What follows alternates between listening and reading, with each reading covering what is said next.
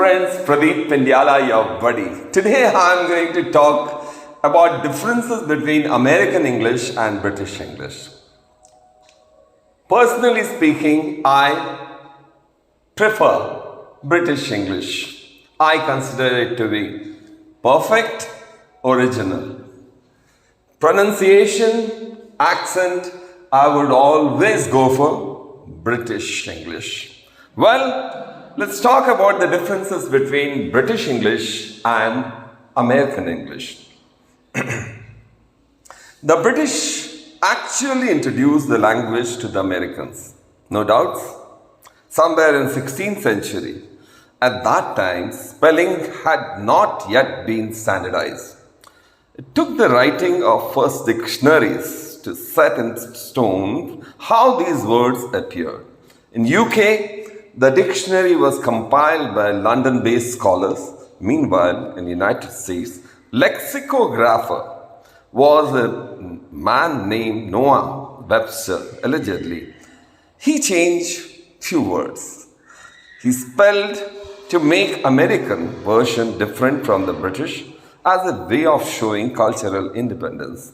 Naturally, in terms of speech, the differences between American and British English actually took place after the first settlers arrived in America. These groups of people spoke using what was called rhotic speech. Now, what is this?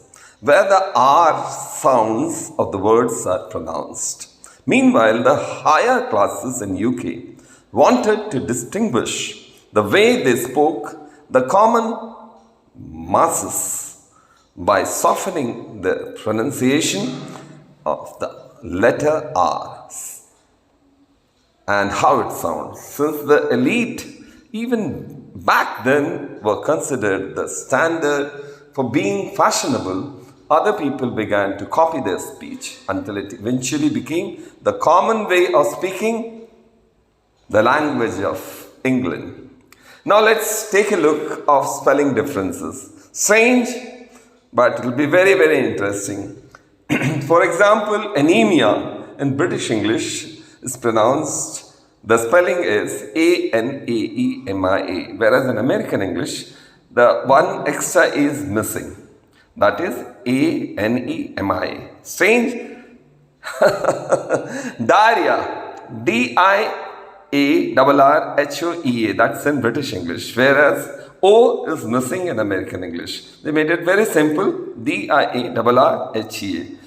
I think American has made it very, very simple, like the burnt, B-U-R-N-T.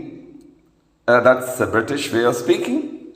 The past tense of burn, like dream, dreamt, leap, leapt, L-E-A-P-T. Whereas this type of T is missing in American English. They spell it as burned. Interesting. Burned, B-U-R-N-E-D. Strange, but true. And like I would say, defense, D-E-F-E-N-C-E. Offense, O-F-F-N-C-E. That's British English. Whereas in American English, they make it very simple. Defense, D-E-F-E-N-S-E. Offense, O-F-F-E-N-S-E instead of C-E. They made it S-E.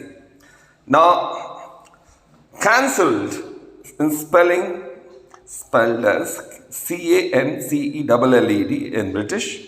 In American, it's simple. One L is missing. C-A-N-C-E-L-E-D. Marvelous. M-A-R-V-E-L-L-O-U-S. Whereas one L is missing in American English. Appetizer. They say A-P-P-E-T-I-S-E-R in American English. In British English. Whereas in American English, A-P-P-E-T-I-Z-E-R. Za is pronounced as Z in American English, whereas in British English, S. It is pronounced as appetizer, A-P-P-E-T-I-S-E-R. So they are analog, A-N-A-L-O Analogue. That is British. Whereas in American, UE in the end is missing. Analogies. Very funny but interesting. Color, I don't know how you spell. I always write COLOUR, color. Whereas British, they write COLOR, color. Behavior, BEHAVIOUR, whereas in American, U is missing, BEHAVIOR. Mold, I'm sure I have always spelled it as mold, MOULD. Whereas Americans write very simple, mold, MOLD. Center. In British English, we write CNTRE. In American English, CNTER. Funny. Okay, now let's concentrate on vocabulary differences. Americans and the British also have some words that differ from each other. I'll tell you. Like trousers, British say, and American always say pants. Flat, apartment in American English. And bonnet, that's the front of a car. That is in British English, whereas hood in American English. Boot, the back of the car. And we say in American English, trunk. Lorry, LORRY, that's British English, truck. That's the way of speaking American English. University, that's the way of speaking British English. And in American, always they say college. Holiday, we always say holiday. But Americans prefer to say vacation. And you name a thing like chips, they say French fries in American style of speaking. And fizzy drink, that's very common. That's British English, whereas in Americans prefer to say soda. Postbox is vocabulary in American, it's mailbox. Biscuit, BISCUIT, that is British English, and Americans prefer to say cookie. And choice is here. Now let's focus on grammar differences. Aside from spelling and vocabulary, there are certain grammar differences as well in British and American English.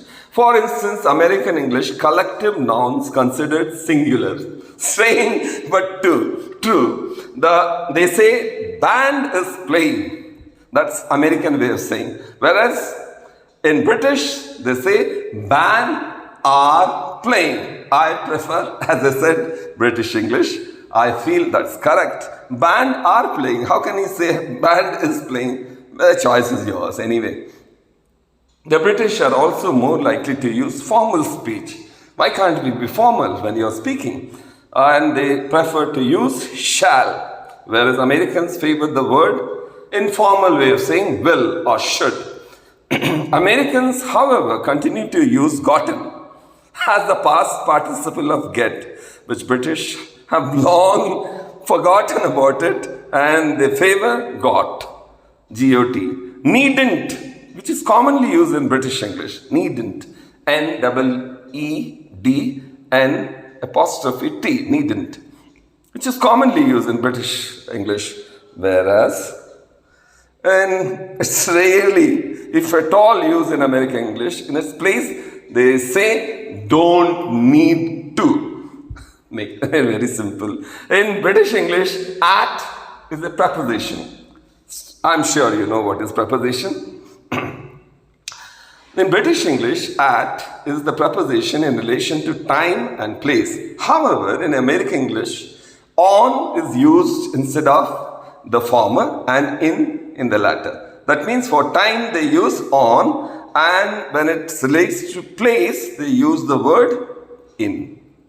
Finally, while there may be certain differences between British and American English, I say accidentally using one instead of the other will not automatically lead to miscommunication, because Americans and British usually communicate with each other without too much difficulty. So don't be hard on yourself if you are unable to memorize all the things and nuances which I have just mentioned. Personally speaking, I would always prefer British English. No second thoughts. The British accent, British pronunciation, absolutely perfect and thrilling. Thanks for patient listening. This is Colonel Pradeep Pindyala signing off for tonight.